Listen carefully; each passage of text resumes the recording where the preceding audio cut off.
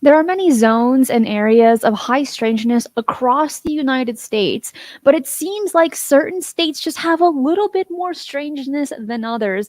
And today we'll be covering the Bennington Triangle in Vermont, talking about strange disappearances, cryptids, UFO sightings, and many other things. I want to get straight into it. We're not going to dilly dally here today because the phrase the Bennington Triangle was coined by New England author Joseph Crito back in 1992, who shared the areas or the characteristics with the Bridgewater Triangle in Massachusetts and the Bermuda Triangle. And he said, you know what? This area right here in Vermont is having all of these strange things taking place. Let's call it the Bennington Triangle, which is just right next to Bennington, Vermont. So we got to thank this guy right here for bringing fame to that area. And what's really interesting about Vermont, actually, before we move forward, is that it is one of the least populated states in the United States.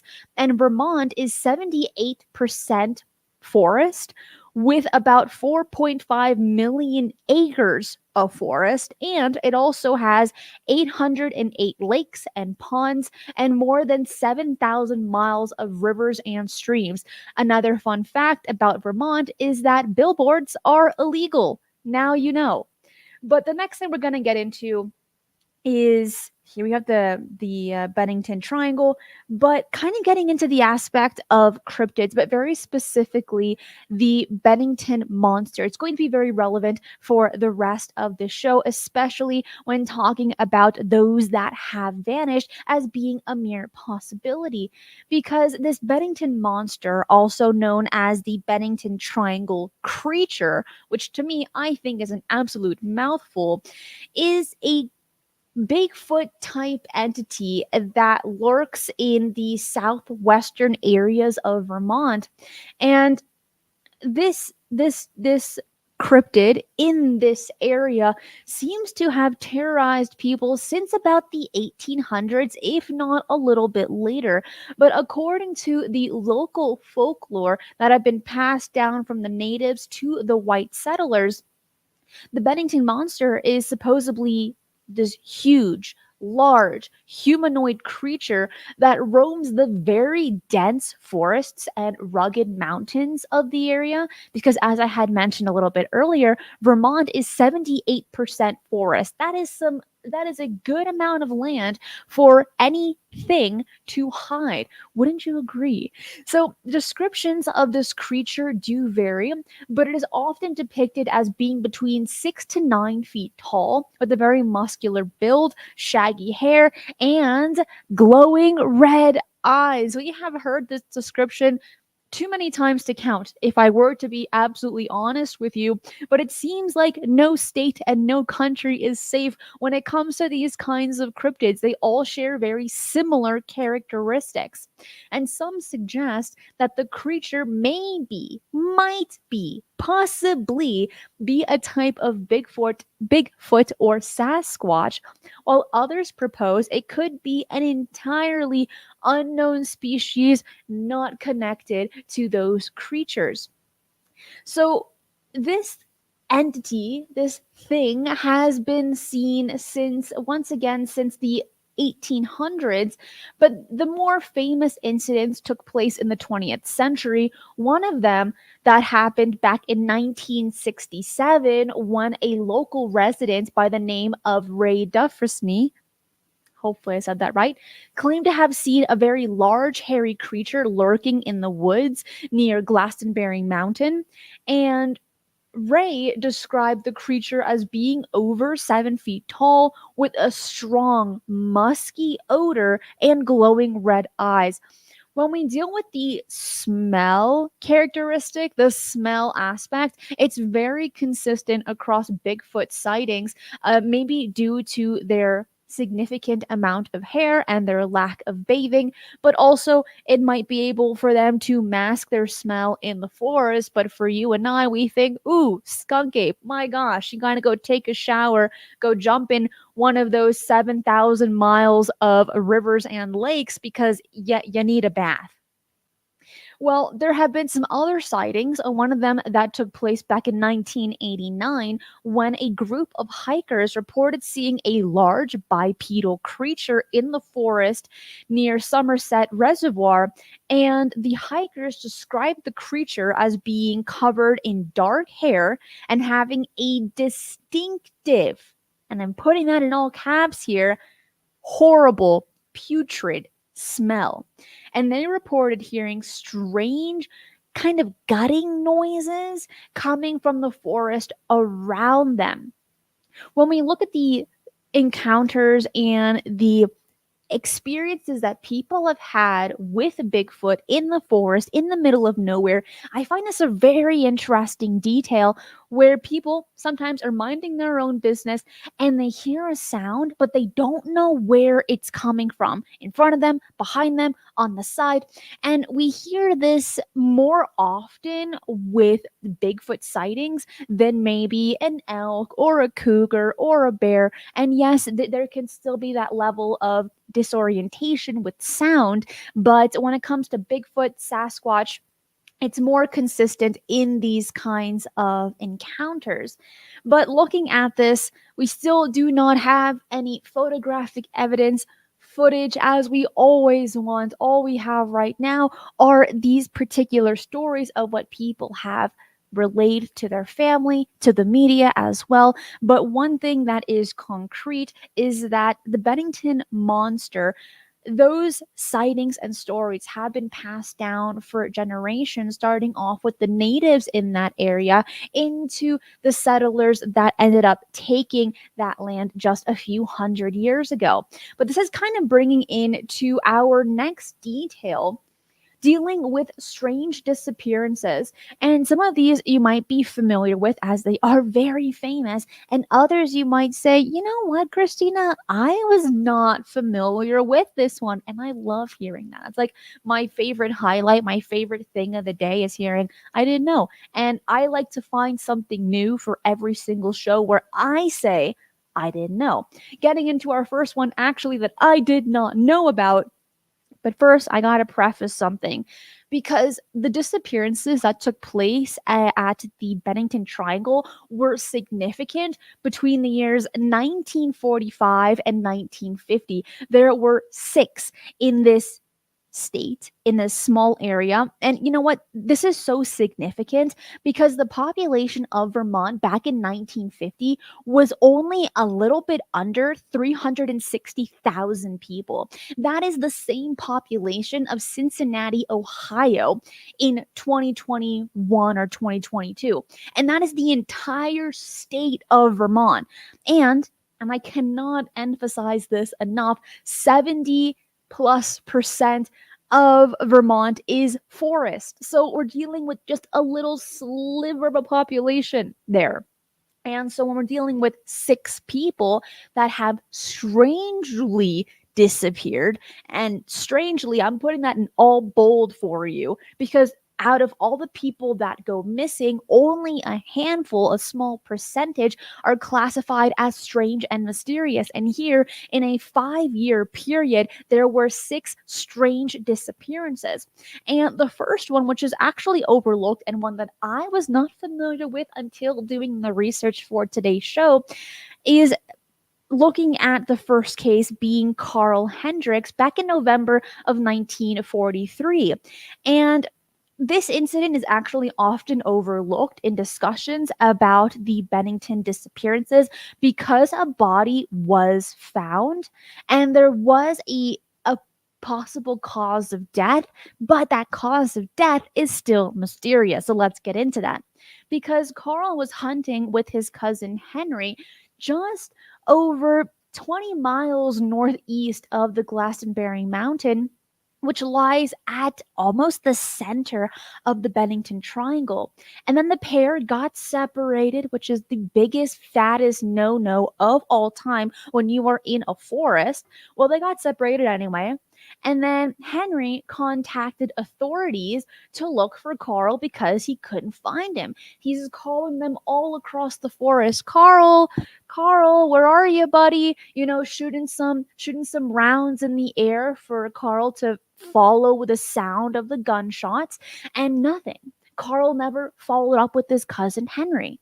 And so obviously there's a little bit of panic. So Henry runs over to base camp. He goes and attempts to get into contact with the police and other authorities to look for him. And then after a few days, searchers did find Carl. Well, they found him, but not alive. And his gun was nearby with no bullets discharged. But the autopsy, and this is what caught my attention, and it might catch yours as well, because the autopsy determined that the cause of death was squeezing. The ribs had punctured his lungs, and the townsfolk did not show any particular concern about the situation. Now, why am I bringing this up as number one? Because just a moment ago, we spoke about, take a guess, the Bennington Monster. For a person, another person, let's say at most they're 6 feet tall, weighing 300 pounds or so, right? They could squeeze a person and possibly puncture some ribs, or break some ribs to puncture the lungs. But if that had happened in the moment that Carl was with Henry and he just casually walked away, Henry might have heard some struggle, maybe some screaming, who knows what. But for Carl to not have any bullets discharged after or during this situation, it does raise some red flags. So, in this situation, right here in this moment, looking at this case, could we possibly consider that Carl was maybe squeezed a little bit too hard, shown a little bit too much love by the Bennington Monster? Because those entities run between 6 to 9 feet tall, easily 700 pounds, muscular as can be. Squeezing a person to break their ribs would be no big deal for them. Right now, it's a possibility. We don't have the answers to that, but it's something to merely consider here. Yes, P says, oh, poor Carl, squished to death. I know. And Paul says, the autopsy got my attention. Yes, it should. And John, squeezing, not a bear hug. Yeah, I don't think a bear would be doing that, because in this case, if that were to have been a plausible answer, the autopsy might have shown some scratch marks, right, from the bear claws. At least I think so. But there wasn't any of that. All we are given, the only information that we are provided, is that Carl's body just showed broken ribs that had punctured his lungs. And you got to be pretty darn strong to do something like that. Yeah, scientist says a lot of red flags. We got to be looking out for those, okay? Because they are rather alarming. P says Carl was sasquatched. That's a good one. That's actually very funny. Now, getting into the more famous cases, the first one being of Mitty Rivers back in 1945. Here is a newspaper clipping of that, because a 74-year-old experienced hunter vanished while guiding a group. That's what this man was paid to do. He would guide hunters into the forest near the Bennington Triangle. He knew that place in and out like the back of his hand, but he just mysteriously vanished. And so, even though he was a rather experienced hunting guide, he disappeared back November 12th, 1945, and his disappearance in particular has puzzled investigators and locals for decades, as no trace of him has ever been found despite extensive search efforts. And on the day of his disappearance, Rivers was guiding a group of 4 hunters in the densely wooded area near Glastonbury Mountain. And according to the hunters, Rivers was walking ahead of the group when he suddenly vanished from sight. And initially, the hunters just merely assumed that Rivers had simply gone out of view momentarily, but as time passed and he failed to reappear, there this concern grew within them for several reasons. One, they just lost their guide in the forest. If you don't know what you're doing, yeah, the fear will be racking up inside of you. Also, you just lost somebody. All right. So not only were they a guide, but just they walk up in front of you and then they just disappear. And then you look around, you call for his name, Mitty, Mr. Rivers, where are you? As a guide, he should have pretty sharp ears and never leave his group behind. Because what if they get lost, right? You got to have the buddy system. You got to tie rope to your waist and all be attached. He knows the rules, but he just went missing. And when we deal with these strange disappearances, and you know what's really interesting is that actually I was on the Michigan Rob Bigfoot podcast yesterday, and I know I said it in the wrong order, but you know what I mean. And we spoke about strange disappearances, and he highlighted that in moments like this, it is the first person or the last person in line that disappear. So never walk in a single file line. Instead, have the buddy system. Hold their hand. Love them or not. If you're going to disappear, you will disappear with somebody else with you. But when you have a front and a back, one of them end up going missing. And in this case, that happened to Mr. Rivers.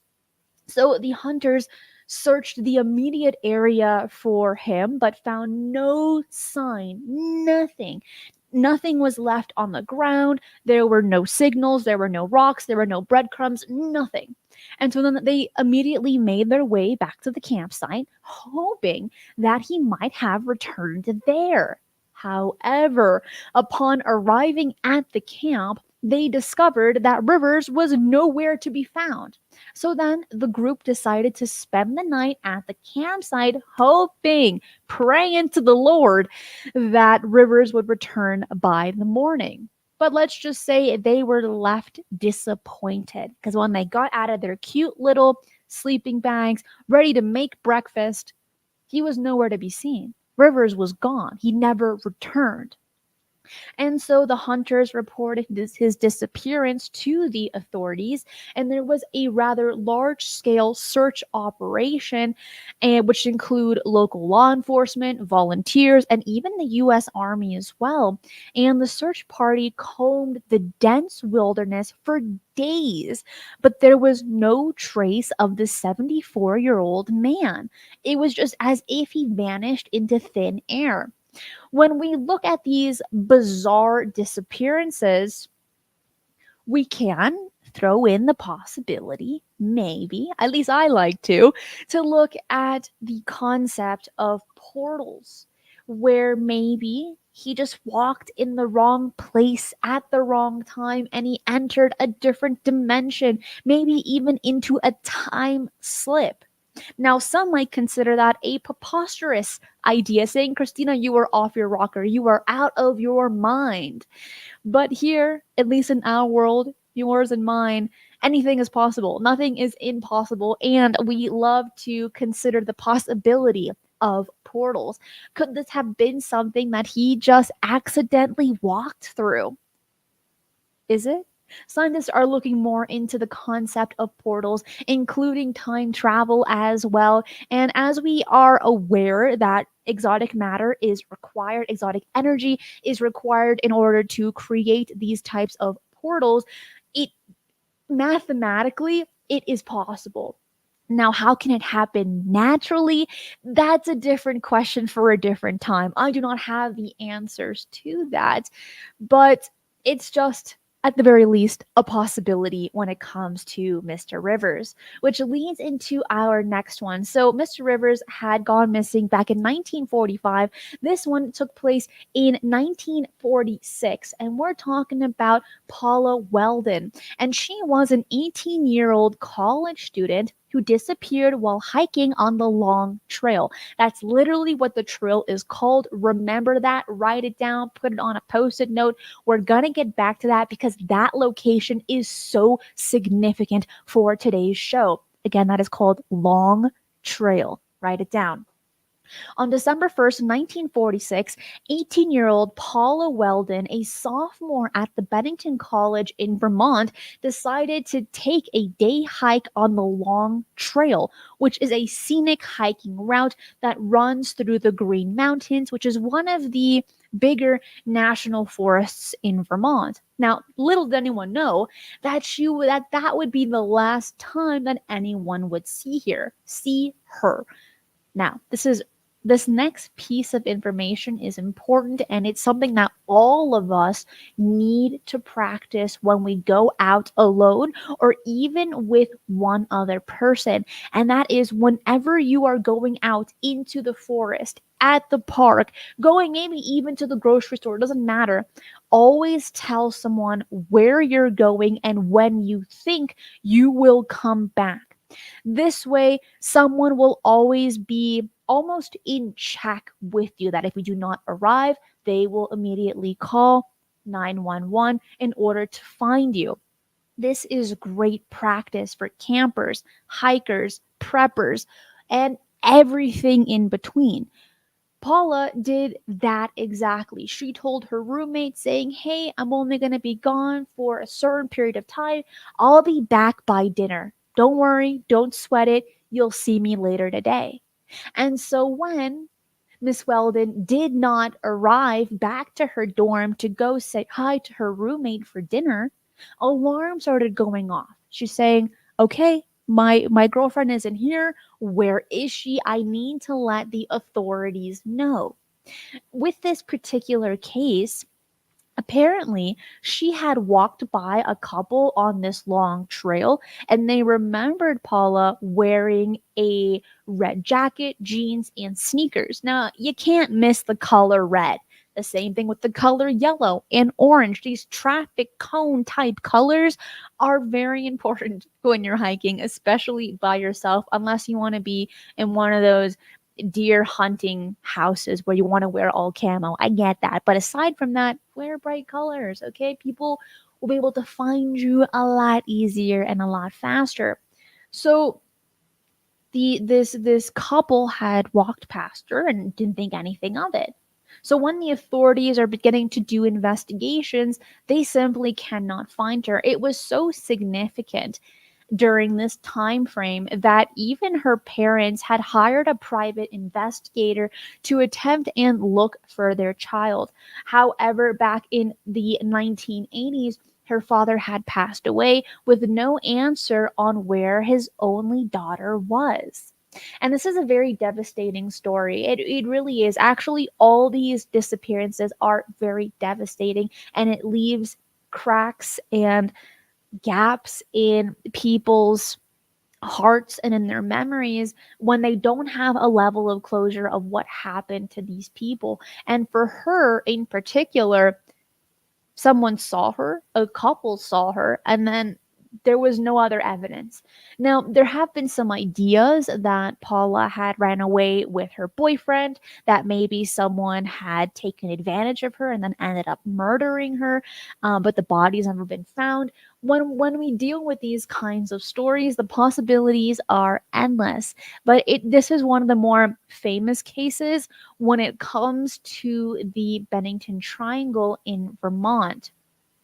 Getting into our next one that only happened just a few years after, and this took place also in December in 1949.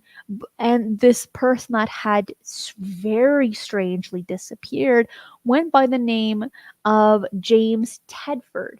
And he was a veteran who had recently returned from World War II, and he boarded a bus in Vermont heading to Bennington. And according to witness accounts, Tedford was seen sleeping on the bus by 14 other passengers during his journey. However, when the bus reached its destination in Bennington, Tedford was nowhere to be found. Now, the driver and passengers all testified that they had not seen Tedford leave the bus at any point during the trip. And curiously, Tedford's luggage remained on the rack, and a local bus timetable was found on his empty seat. Passengers remember him being asleep on the chair, minding his own business, living his best life in his dream realm. But when the bus reached its last destination, Tedford was not there. What's the explanation for that? How can you just disappear in thin air? How can you disappear in front of 14 other passengers and not bring your luggage with you? What if he had all of his super important snacks, maybe medication, maybe super important clothing or jackets that are appropriate for December, which is the winter time? There's a lot of questions with this particular case, and this one's actually one of the most famous disappearances when it comes to Vermont, just because there simply is not an explanation for this particular case. It was so significant, as we are seeing on screen, that newspaper journalists were writing about it. Plus, who doesn't love a good mystery? Who doesn't love a good strange article? It doesn't matter the time frame, the 1800s up until 2024. We all love a good mystery, but it's at the detriment of one person, and in this case, it is James Tedford. Now, just a few months after that, Paul Jepson went missing in October of 1950, and this was just an 8-year-old boy. And according to his mother to the family's pig farm in Bennington, Vermont, is that when his mother was tending to the pigs, Paul waited in his mother's truck, but when she had returned, which was like less than an hour of time, the boy had vanished. He was just gone. He just walked out of the truck and went who knows where. Now, this particular story is extra supremely intriguing because, for starters, all these previous disappearances were dealing with adults. This one, he was only 8 years old, but according to his father, a few days prior to his disappearance, he had mentioned to his parents that the mountains were talking to him, that the mountains were luring him in, saying, come on, leave your family, come with me, said the mountain at least. And so this definitely set alarms in his father's head after his son went missing. Because if you have kids or if you've heard stories like this, sometimes kids say crazy things and you brush it off so quickly and you're like, oh, sweetheart, it's just your imagination. Maybe you had too much candy. Maybe you were watching just a funny video and you have a very vivid imagination. But sometimes they know what they're talking about. And in this case, according to Paul Jepson's father, Paul had said, yeah, the mountains are calling me. I really, really want to go. Can we go? And Dad's like, nah, we can't go today. We can't go tomorrow. I'm busy. So apparently, allegedly, possibly, the 8-year-old boy went on his own accord and he was never found again. When we look at these certain strange disappearances, obviously it's heart-wrenching, especially when we're dealing with children that go missing. But there have also been certain cases across the world where children and adults seem to have been given a kind of message where they say, go over there, go enter there. It's the same thing with people that have had UFO sightings, and it's like something nudges them to look up. They don't want to look at the sky, they don't want to look at the sun, but it's like something nudges them just to look up. And when they do, they see a UFO. I have heard that so many times. It's unbelievable. Is it because you're in tuned with the situation? Is it because everything is as it should be? Is it because maybe some people are pretty selected to have certain experiences and encounters? Or is it just luck of the draw? Is it just a coincidence? Is it just we're all crazy here? The possibilities are endless. Take your pick. No answer is incorrect. Actually, you're not crazy. That is the only incorrect answer here. But aside from that, I find it very interesting to hear those stories of when someone has the urge to do something, to go somewhere with no real explanation, especially from children. Now, we're going to get into our next case dealing with Frida Lander, and she disappeared October 28th, 1950, just 16 days after Paul Jepson's disappearance. And I I would really just like to mention this yet again. We have these 6 or so disappearances that happened in a 5-year span, dealing with a very small population in Vermont. So this is significant. So Frida Lander was 53 years old, and she also vanished while hiking when she was with her cousin Herbert in the Glastonbury Wilderness, part of the Bennington Triangle. And Frida, she was a very experienced hiker, had gone off the trail to venture into the wooded areas. What issue are we seeing here? This is not a safety class, but it's feeling like one. And that is never wander off on your own. Carry a cell phone. In this case, they didn't have phones. Carry a walkie talkie.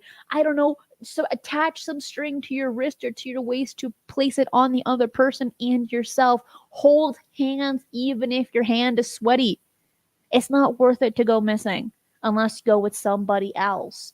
And in this case, she's like, I'm so experienced. I got this. Look at her now. She disappeared, but we'll get into that in just a little bit. Because she went off the trail, she disappeared, and she failed to return, obviously. And particularly with this case, she disappeared in broad daylight. And she only walked away a very short distance from her cousin. And so you would think if you've ever gone hiking with someone, even if you lose someone at the grocery store or at a store, you just walk a few feet and usually you can find your person. You can either call them saying, hey, Jennifer, Christopher, right? And they'll kind of pop up. You'll see their head on the side of the aisle. They're like, hey, buddy, how's it going? Right? You have those situations. And with the forests, you're usually following a trail. You're not going to go into the dense forest. And if you are, hopefully you're wearing some bright colors for the other person to find you. In this case, her cousin was like, she didn't walk that far. I'll be able to find her. He didn't. He was unable to. So in that moment, he immediately goes to base camp. He speaks to the authorities, and they end up creating a search party, which included about 400 people that were policemen, volunteers, firefighters, soldiers, and even aircraft to look for this woman, and they did not find anything. So then they called off the search. Then 7 months later, on May 12th, 1951, the body was found near Somerset Reservoir in an area that had been previously extensively searched. And due to the body's decomposition, no cause of death could be determined. And that is why this is one of the cases that remains unsolved. Looking at these strange disappearances, we've heard this before, where a search and rescue party looks in an area extensively. They don't find anything, they find no evidence. Days, weeks, months later, the body's there. out of nowhere. Out of nowhere.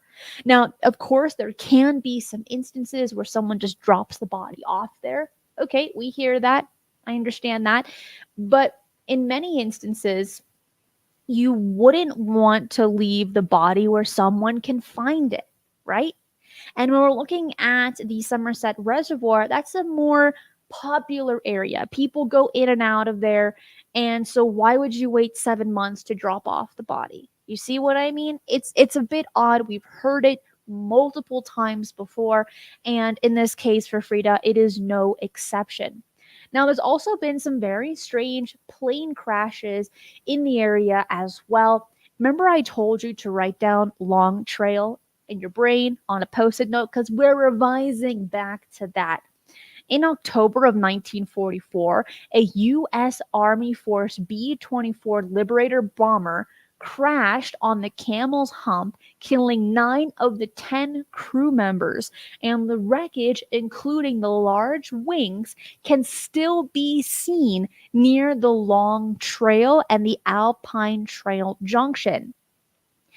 There have been ideas looking at these specific mysterious triangles, have it be the Devil's Triangle, the Bermuda Triangle, the Bridgewater Triangle, and there are a few others to where electronics go haywire.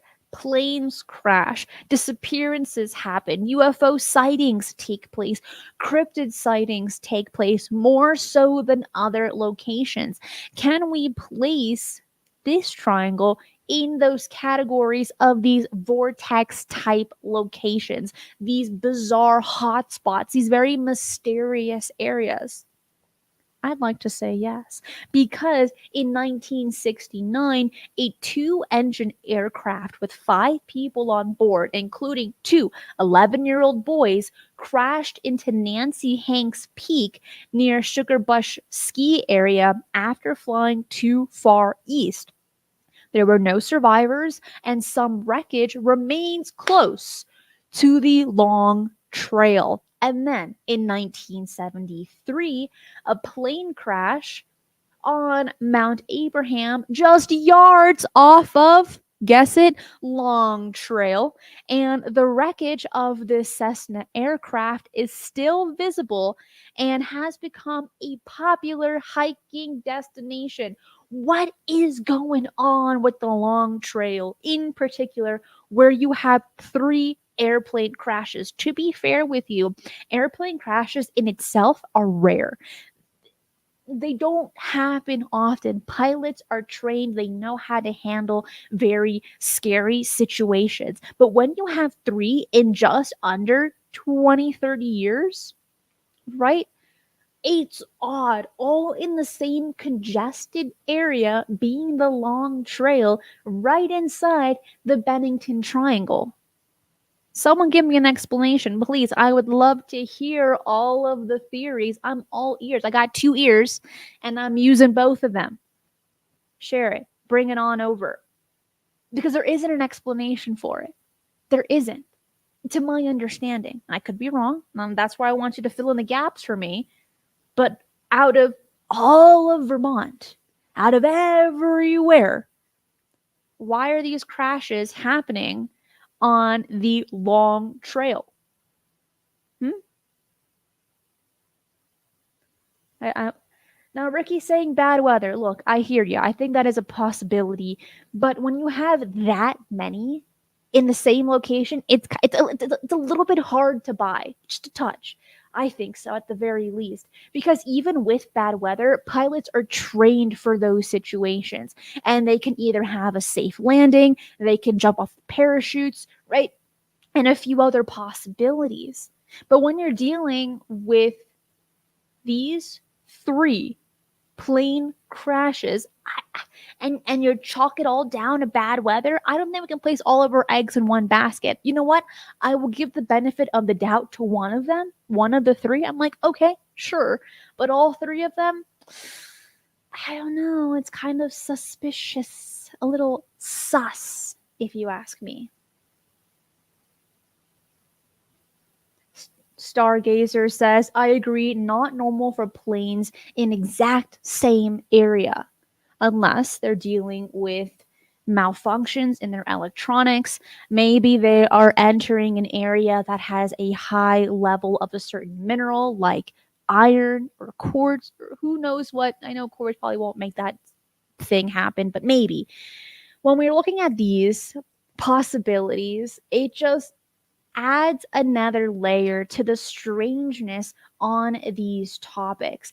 And I agree, we definitely need more data on these plane crashes. How did they happen? What was the weather like? I hear you on that one. I think we do need more data for those. Next piece we're going to get into are the Native American legends in that area, because it is always, I think, so important to hear what the locals have to say about certain areas. Locals that have lived there since birth, or locals dealing with the natives and the indigenous people that have shared stories for generations. It's very important to hear their encounters and the stories passed down to them. And when we look back at Creto's 1996 book, Passing Strange True Tales of New England Hauntings and Horrors, the Native Americans in that area refused to set foot on the Glastonbury Mountain unless they are burying the dead. Natives, in particular, do hold very certain mountains in their areas across the United States, actually across the world, holy or special, sometimes even cursed. And here they had mentioned, at least according to the book that I had just stated, they said, we are not stepping foot on this mountain unless we are putting people to rest. Why? Because they say that the whole mountain was cursed land because the four winds met with an eternal struggle. And while, most refer to this as a myth, like the four winds, what's going on here? There is some truth behind it, because the wind pattern on the Glastonbury Mountain is so erratic that weather changes suddenly and plants grow at odd angles. And so here for the natives in that area, they say, we are not touching this land. But also looking at the long trail and the Glastonbury Mountains, these planes are crashing in that area. Are they crashing because of the erratic winds? Are they crashing because of the bizarre strangeness? Maybe some kind of energy strangeness there? We got to consider that as a possibility as well. And the Bennington Triangle is situated on land once inhabited by the Abenaki Native Americans, not the Anunnaki, but the Abenaki Native Americans. And their folklore and legends mention a stone man or the Glastonbury giant. And this is kind of different from the Bennington Monster, because they say it's a spirit said to inhabit the mountains and cause misfortune. With previous stories that we've covered and folklore dealing with the natives and Bigfoot, Sasquatch, however you wish to address them, they're usually the protectors of the land. In this case, looking at the stone man or the Glastonbury giant, they're bringing the misfortune. They're not protecting nobody or nothing, at least according to the native folklore. So, according to legend, the tribe cursed the land after experiencing conflict with the white settlers. And the stone man are these very strange looking, almost like Bigfoot entities, 7, 8, 9 feet tall, huge and burly, but with rocky features. Isn't that insane? So we're not dealing with these more ape-like beings, but they have very sharp structures, very gray looking, very rocky looking.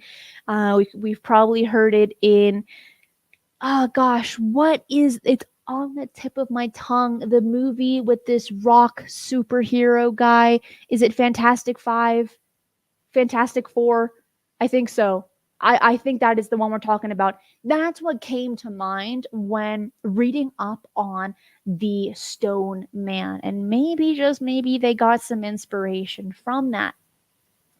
And also looking at the Glastonbury Giant, they are two very similar, if not the same entities that are on this forbidden mountain, really pushing away settlers and natives from getting on their territory.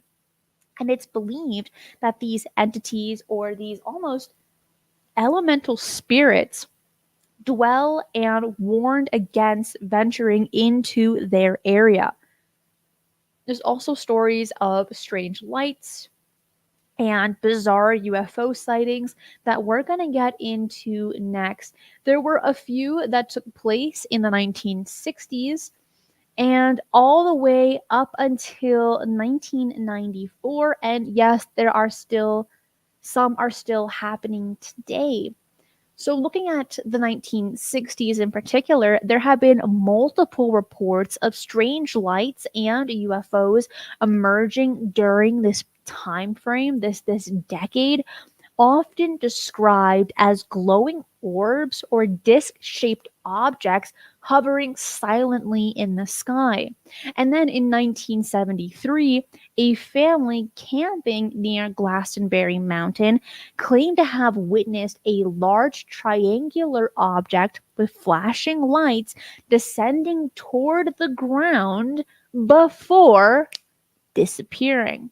And then in 1994, a group of hikers reported seeing a bright spherical object moving erratically above the treetops before also vanishing suddenly. Now, I think this is a great time to answer the poll on YouTube if you are watching this live, where it's along the lines of, would you hike alone, unarmed, at the Green Mountain National Forest? Knowing these stories now, knowing these encounters that so many people have had in the past, would you go? Would you risk it for a biscuit? Let me know in the comments, let me know in the live chat, and please answer that poll as well. And of course, if you're enjoying the show, hit that like button and subscribe if you haven't already, as we do several live shows right here every single week. Plus, we got one tomorrow and on Friday live. Make sure to hit that notification bell so that you do not miss those live shows. All work, low pay says, I mean, for a biscuit, yeah. Biscuits are delicious with maple syrup and with eggs. I'm not too fond to have biscuits with gravy. That's not me, but maple syrup, yeah, it's pretty good stuff. Which Vermont makes the most maple syrup in the United States. And which is actually really funny, is that the state of Vermont measured the amount of maple syrup that they make is the equivalent of like 40,000 bathtub full of maple syrup. I think the measurements that we use here in the States, it's mind blowing. Like, people need to know how big a UFO is by the size of Walmarts or football fields. Now we're using bathtubs as measurements. I don't even understand the measurement of an Olympic swimming pool. People use that, they throw that at me, and I'm like, I don't even know how big that is, let alone a bathtub. In this case, 40,000 bathtubs of maple syrup. I love it. I love it so much. So Cal says, I love maple anything. Maple cookies, maple syrup in like drinks. Yeah, maple syrup on obviously pancakes and eggs. Yes, so good. Chris says, at least it's better than a football field. Yeah. At least we know a football field is 100 yards. Like, we know that. An American football field, at least. Now, dealing with Walmarts, I don't know. Is it a super Walmart? Is it a regular size Walmart? What are we looking at here? All right, getting into our next one. is also kind of looking at a more specific UFO sighting because this was written in the book Encounter at Buff Lodge, a UFO case by Walter Webb. First of all, that is a very cool name.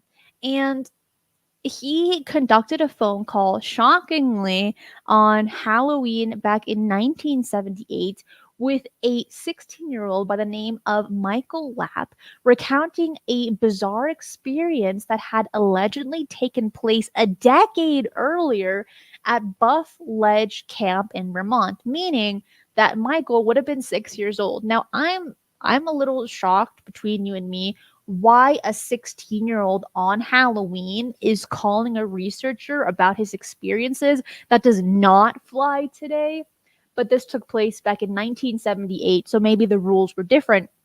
But the call plunged this UFO investigator, Walter Webb, into a 5 year probe of what he described as an eerie mystery at the camp. So, according to Webb's account in his book, Michael had a 19-year-old camp counselor at the time by the name of Janet Cornell, and they were watching the sunset on the dock when they spotted a rather peculiar glowing object in the shape of a cigar. And to their astonishment, three smaller objects emerged from the larger craft.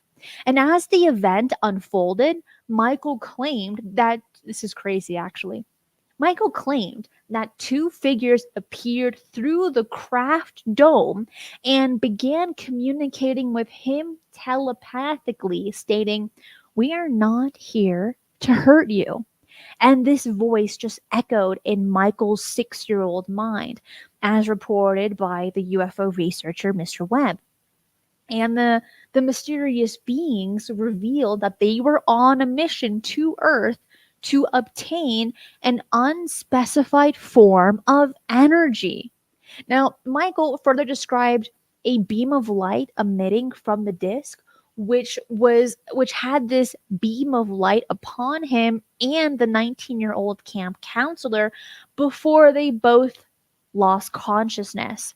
And when they regained their senses, they heard the voices of campers returning from the swim meet. And as they watched, the UFO emitted a series of rapid flashes before fading out of sight. Now, Webb, no stranger to such extraordinary claims, as he says, he conducted numerous investigations and worked for J. Allen Hynek's Center for UFO Studies at the time of Michael's initial call. Now, despite his experience, he approached the account with skepticism, as you always should, noting that it encompassed nearly every aspect of UFO phenomenon ever reported, sharing a full decade after the alleged sighting. And the story, at least in Mr. Webb's view, seemed to be too good to be true, especially since it took him 5 years to go back and forth with Michael to get more information about the sighting. Now, determined to verify the account before launching a full investigation, Webb set out to locate the second witness, the camp counselor by the name of Janet Colonel, and this marked the beginning of that 5 year journey to unravel the truth behind the eerie mystery of the Buff Ledge camp and to determine whether the purported UFO sighting was a genuine encounter or a carefully crafted hoax. Right now, you can find the book online, at least on eBay. Guess for how much? Because it's out of print, this book. $300. Don't do it. Don't do it. That's so much. But this is a very interesting story, to say the least, of these people during the summertime at summer camp to encounter a UFO, to have several other crafts come out of this main UFO, for there to be a telepathic message of "we're not here to hurt you," and to have multiple witnesses. I mean, Mr. Webb is right. It's almost too good to be true. It's this beautiful layered cake with all of this different flavored frosting, and it's a lot to take in, because if true, it just cracks another egg on the floor here. It's very interesting. It really, really is. Now, did it happen? Did it not? Well, that's for the kids to decipher. That's for the researcher to decipher, and for you to do as well. But out of everything that we covered today, which story, which case was your favorite? Let me know in the live chat. Let me know in the comments as well. I always love hearing what you enjoyed most about the show. Before you head out, scan this QR code if you are watching this on a computer or a laptop, because that will take you to all of my social media links. And I do write articles for all of the shows that take place right here. You can find it on my website at strangeparadigms.com, or on Medium at Cristina Gomez, and there is no H in Cristina.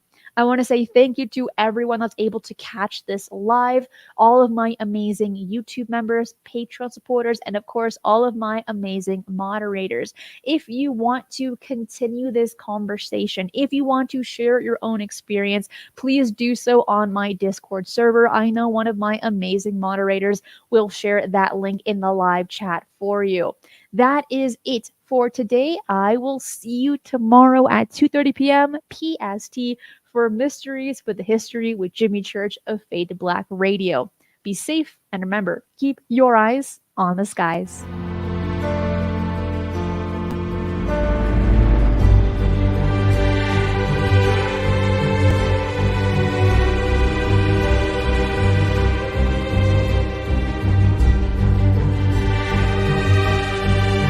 If you enjoy the strange and the mysterious, UFOs, the paranormal, and cryptids, this channel is for you. So make sure to subscribe, as I do 3 videos right here every single week, and hit that notification bell so you do not miss any of the bonus content I post right here.